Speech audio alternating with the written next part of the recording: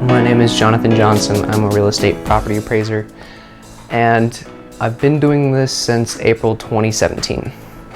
And how did you first become interested? I didn't even really know about it, actually. I was out of college and I was waiting tables and I was miserable and I just hated it. And I just didn't want to have another boss. I was like, I need something where I can work for myself. And then I had a few regulars come in, and after like the fourth or fifth time of them coming in, they're like, you seem like a smart guy. Do you like doing this? And I was like, no, I'm miserable. And so he's like, well, I might have a job for you if you're interested. Just give me a call later tonight and we'll work something out. And I gave him a call that night, which is a good thing I did, because he's like, if you waited, I wouldn't have given it to you, because I needed someone who's driven, because this is a hard job. It was kind of weird at first because I didn't know what a property appraiser was. Like, I never even thought this was a career. I'd never even considered it as a career. And he's like, just come to my house 8 a.m. this day. And so I went with him to the inspection. He brought me to a house, we measured it, and then we went back to his house and he showed me how to write the report. And he's like, this is pretty much the whole job if you're interested in something like that. And I'm like, yeah, I get to be my own boss. I get to set my own hours, work when I want, and that's where most of the appeal came in, not having anybody to answer to but myself. So there's different levels of licensing. So there's the very low, pretty much entry-level position, which is what I am. It's the licensed level appraiser. You don't need any education except for a high school diploma or something equivalent. And then the requirements have changed a little bit since I've done it. But when I started, you needed to do at least a 2,500-hour internship, which is unpaid. So it can be anywhere from a year to 2 years, depending on the amount of free time you can give to doing it. I was lucky enough to have a boss that paid me $300 a week, which isn't much, but it helped me live. So I was able to get the 2-year internship done then, and on top of that, they had to provide me with online education. So it's called appraisal specific education hours. And so there's a bunch of different companies you can sign up with. And so I signed up with the easiest, cheapest one, and they gave me 150 hours equivalent of appraisal education, which is all you need to do the entry-level position. I did all that. It took me about 2 years. I would recommend waiting to do the online schooling till after the internship, because once you do the internship, then you have to write a log for the entire internship you did. So the amount of hours you spent weekly, the amount of appraisals you did, how long you spent on inspections, and it's my log was about this thick. So it takes a long time to get that together. Once you get all of those finished, then you submit it to the state and you tell them you finished your online education, which is only 150 hours. I did it in probably about a month. They have it broken down into 7 separate classes. 30 hours, 30 hours, 15, just kind of increments like that. I finished those, but those classes are really important because everything that's in them, there's a huge federal exam that's regulated by the government, and it's kind of changed a little bit here and there depending on what state you're in, but everything that's on that exam is in the courses. And so that's why I recommend you take those classes towards the end of the internship, because you don't want to forget any of the information, because it's probably the hardest test I ever took. If you add every test I took in college and made it one big test, it didn't even compare to this exam. So there's a lot of regulations, and they want to make sure that you have the right kind of skill and knowledge to operate in this industry. You have to be good at organizing your time, which I could do, but it was kind of a crash course figuring it all out.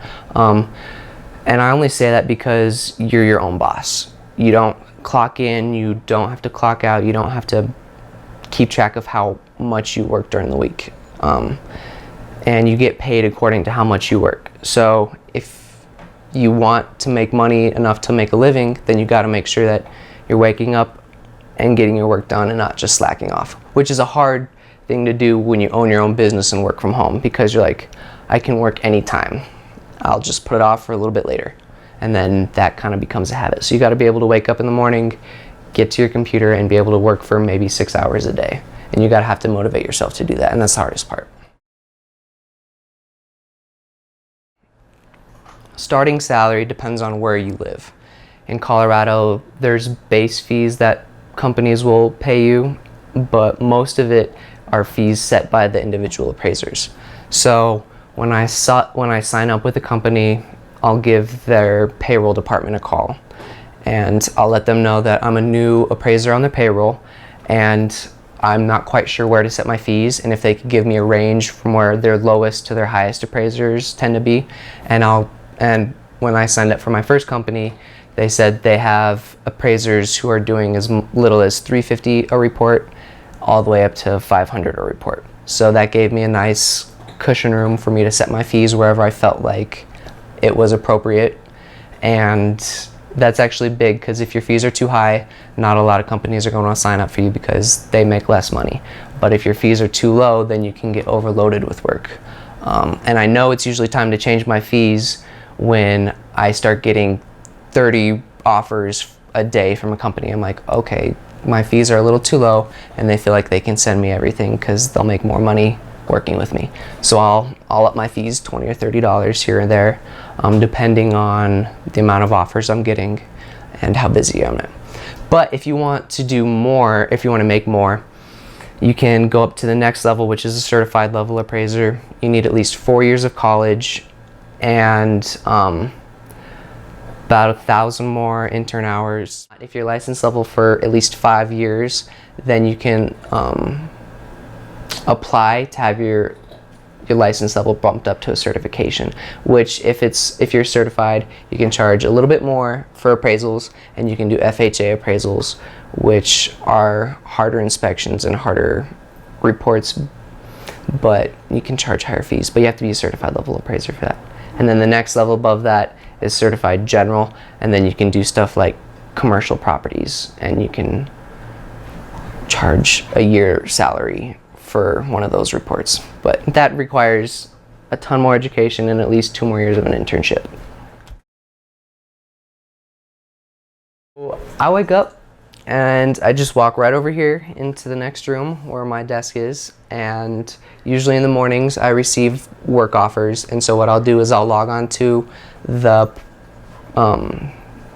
work platforms, I guess is what they're called, and on there I have a profile where they have all of my personal information as an appraiser, and if there's work that they feel like I can complete, they'll send it to me. And what I do is I look in the local area to see if there's houses and data that I can use. If it's a job that I can do, then I'll accept it, and I have a fee set. And then once I have everything squared away with that company, then I will call the homeowner, schedule a time for me to come out to the property. My inspections usually take about 30 minutes. I just measure the outside of the house really quick, take some photos here and there, and then go inside the house and then take interior photos. The whole thing probably takes 15-20 minutes at most. So it's really easy in the field. And I come back, and the reports themselves take maybe an hour, probably 2 hours to complete. It's mostly just market data that I find through the companies that I work for. It's all straightforward, some critical thinking here and there, but it's a real nice, easy process, and I don't ever have to leave my guest room to do it.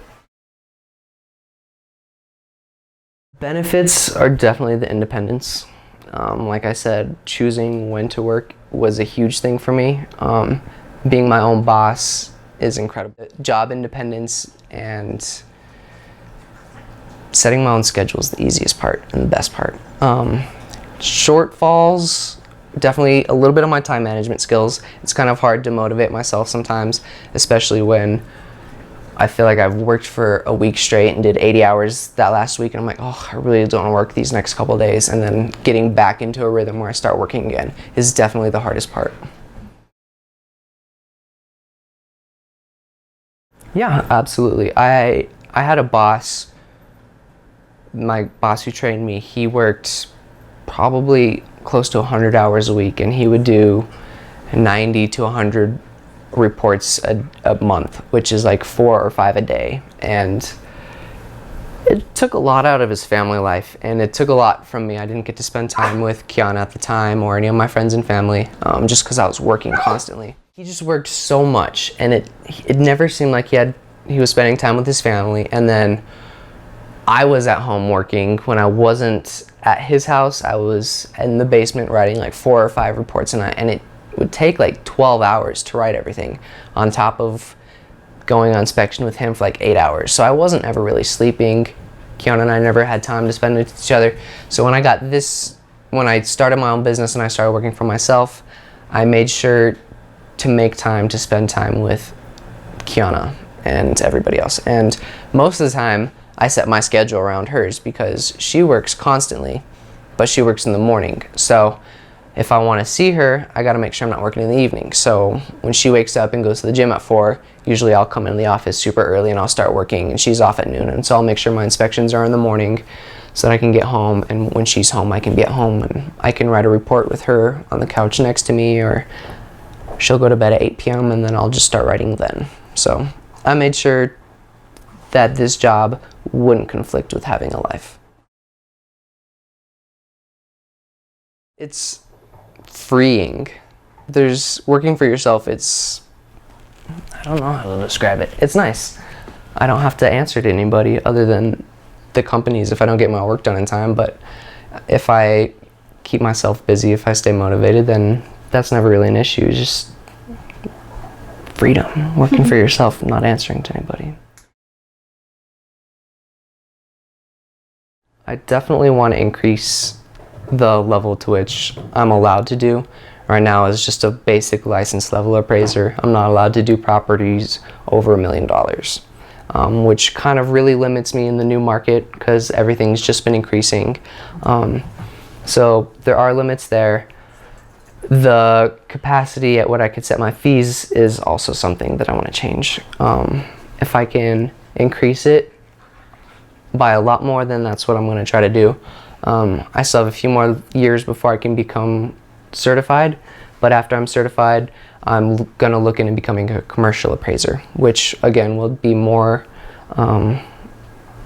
intern hours, probably another 2 years, and I'll have to work with a firm, which will definitely limit my freedoms, but limit like when I can work and when I can't work, and I pretty much have to do what they say. So I'll be working for someone else again, but then I'll be able to open my own company as a general appraiser, and then I'll be able to make a lot more money there. And then as like the career field in general, do you see it going in any particular direction? Well, most of the appraiser industry is retiring. More than 60% of the appraisers now are over the age of 65, and every year more and more are retiring, and there's not a lot of appraisers coming into the market. There's almost no appraisers coming into the market. So as the demand for appraisers go up, the fees that we can set for ourselves is also going to go up. So there's going to be a huge room for more people coming into this market, and not a lot of people know how to come into this market or even know about this job opportunity. So it's great because you can make a lot of money just working for yourself, and there's really no one else out there taking these jobs. It's hard work. It's really hard. It was probably one of the hardest things I ever did, getting licensed, just because the amount of time, there is money involved that you have to spend out of your own pocket. So that is already going to be a huge obstacle for a lot of people. It's not a ton of money. After everything, it's probably going to be less than $1,200, but that's still a lot of money that a lot of people aren't going to be able to afford out of their pocket right away.